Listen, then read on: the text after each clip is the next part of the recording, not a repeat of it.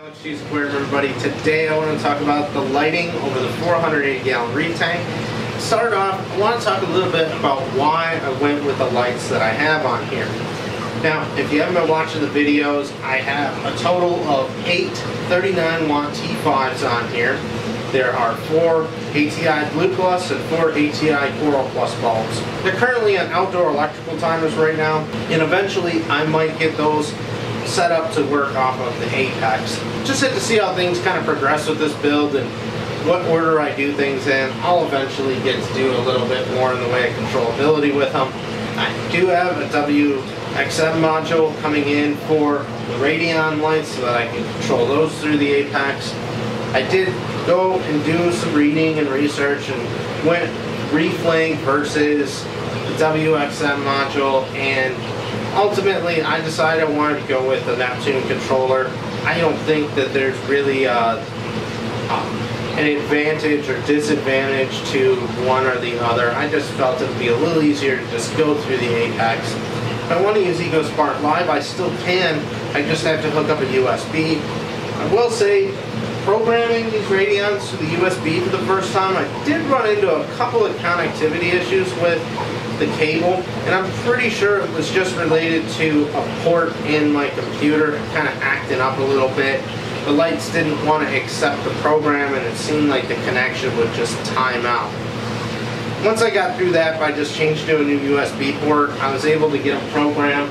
I do not have these lights ramped up all the way. They're only allowed to get up to a maximum of 40% intensity, and I put them on an SPS AV Plus program, which is from their Coral Lab. I thought it was a cool looking little program for the lights, and it was something to just start off with. So the lights do their own ramping and everything now, even though there's no wireless controller hooked up yet. They're just working off their internal programming I did with the USB cable. I really wanted to talk a bit about why I chose the lights I did. I feel that, I went back and forth a lot with lighting. When I started this build, I was adamant. I am not putting fluorescent tubes of any kind over this tank or metal halides. I am sticking to LEDs only and nothing else. I didn't want to change bulbs, and I really was trying to stick to that for a long time, but it cannot be denied that T5s and LEDs as a combination do really, really good things for tanks. And one of the disadvantages a lot of people find with LEDs is that they can create shadowing effects. And because it's a single point light source or a cluster of single point light sources, the lighting can't wrap around as good as something like a T5 can, which is a very diffuse light source getting pushed out from the bulb. Now, there are diffuser plates coming out, and the lenses, such as the ones in the Radion G4 Pros, have improved that a lot.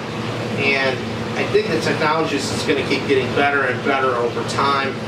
But I just couldn't argue with the fact that there's so many beautiful tanks out there that have a combination of lights and do so nice.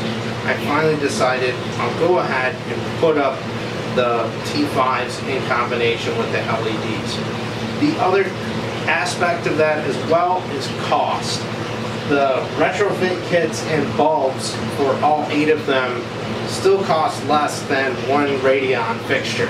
I will have to replace my bulbs every 9 months to a year. I'll have to keep an eye on them with a par meter, which I don't have yet either. But it's definitely something to say there, is that you can get into some T5 lighting at a very reasonable rate. I did the BRS retrofit kits. I thought they were great. I just made up some custom brackets here out of aluminum. Just drilled them to hold the lights, and then I used the T-slot aluminum to connect them to the light rack, which I really do like using this T-slot aluminum for the rack because it's so easy to connect new stuff to it and screw it in. I got a bunch of extra screws in the little slot pieces so that things can be put in, and they can also be slid around and moved on that track. So it's a nice thing to have for a base for a light rack. So really, if you're going to have some kind of hanging custom light rack you're making, think about using that T-slot aluminum. It has come in handy. As far as the radions go, choosing the LEDs for this tank was not easy. And while it can be very easy to say, just go with radions, I had a lot of things to consider. And even going back and forth, first I was going to do all radions, then I kind of bounced back and forth with doing metal halides and T5 combo. Ultimately, I abandoned the metal halides, and I want to be clear, there's nothing wrong with metal halides. I used to use them on my tanks, and they are a great lighting source. They're still a great lighting source. It is simply just an option that's not used as much because LEDs have started to creep in a lot and replace them. And while they still are making metal halides, if you are considering using them as a light source, make sure that you do a little bit of reading and make sure the bulbs that you're going to be getting, you can still get a supply of them. Or if you know you're going to have the tank long term, buy a supply of bulbs now so you have them on hand in case they stop manufacturing them. It's hard to say how things are going to go. More and more you see LEDs replacing metal halides. There are still people that will use metal halides till the end of time if they can, and there's nothing wrong with that. I just want to make that clear. There could be a lot of friction between LED users and metal halide users sometimes, and I just want to say it's a great lighting source, so don't think that metal halides are not good anymore, and you can argue advantage, disadvantage all day long on them. I'm not going to do that today though. As far as LED fixtures went though, I looked at a ton of them. I went from looking at radions a couple of years ago, which I wasn't in the position to be buying them at that time because I was over 2 years away from having the tank up and running. But I had them kind of in my back pocket saying that's probably the lighting I'm going to go with. But that changed a lot over the 2 years that I was building this system because I went back and forth between aqua illuminations, radions, SB Reef lights, is just a little different kind of black box light. I went to going into the simple thought of just putting a whole bunch of those black boxes over the tank. I could do a ton of them. I could do them fairly inexpensive compared to other lighting. But ultimately though, with lighting, I came back to the radions. And some of the main reasons I did, they had good software and it does program the lights well. They have a pretty good track record with that. Ecotech as a company has a pretty good track record for customer service and getting things resolved if you have issues with their equipment. Also, supply. The ability to get these lights. Now I've got all these lights from my local fish store, Reef Plus. I partly made my decision as well because they're locally available.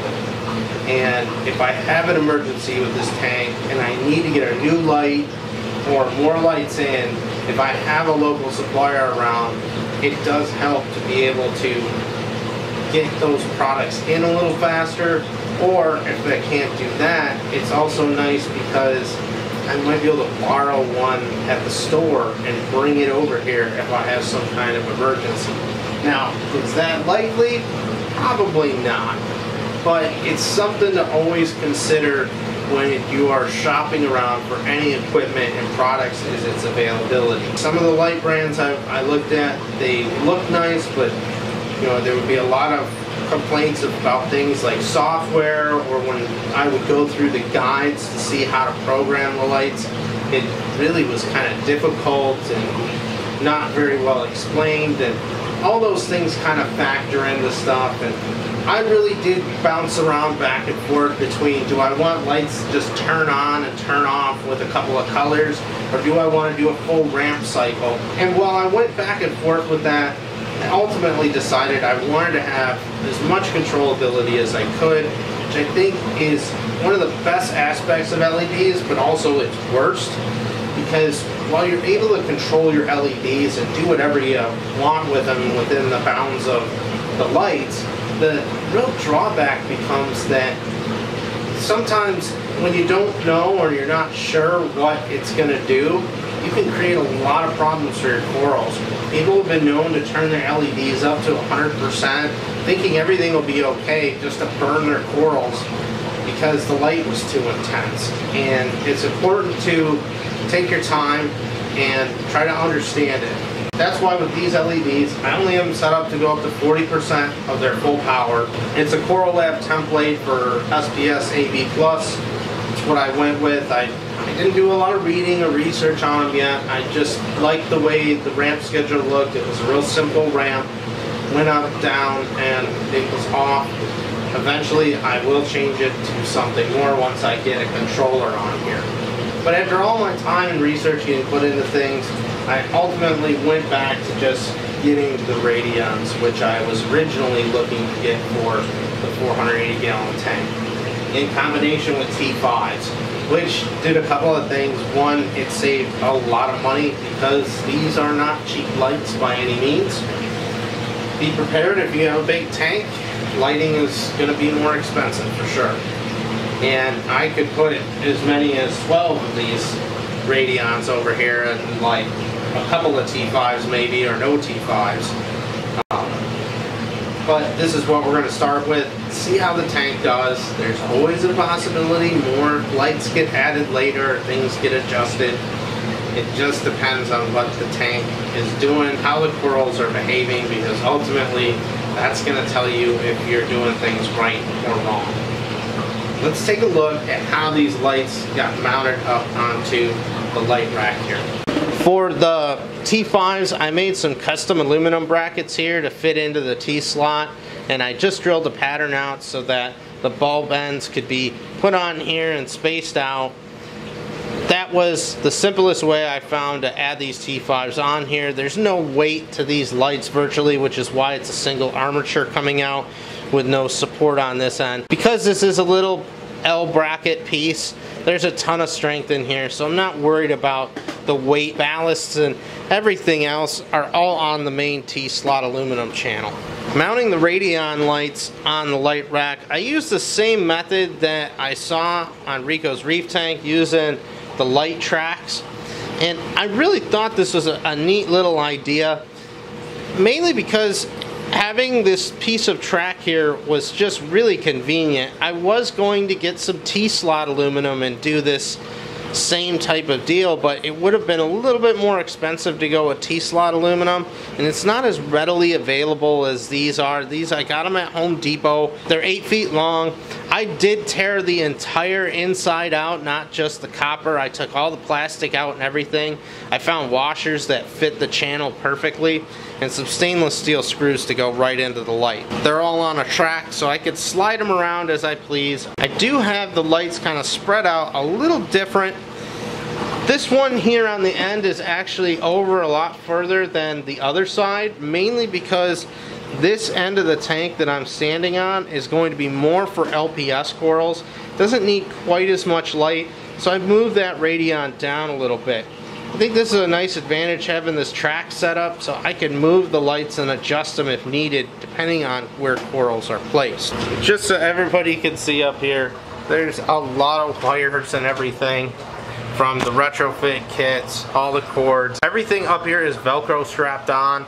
All the excess wire, I did leave some extra wire on my T5 kits because I want to have some serviceability to them without having to buy new wiring harnesses. And I got my timers up here as well. I'll probably do a little bit more to clean it up over time, but for now this is how it's gonna sit. That's the lighting of the 480-gallon tank in a nutshell, along with some of the reasons that I went with it. Hope you liked today's video. If you do, go ahead, hit that thumbs up, let me know you like the content. And if you'd like to see more on the 1600-gallon system, go ahead, hit that subscribe button. Thanks again for watching, everybody, and I will see you on the next video.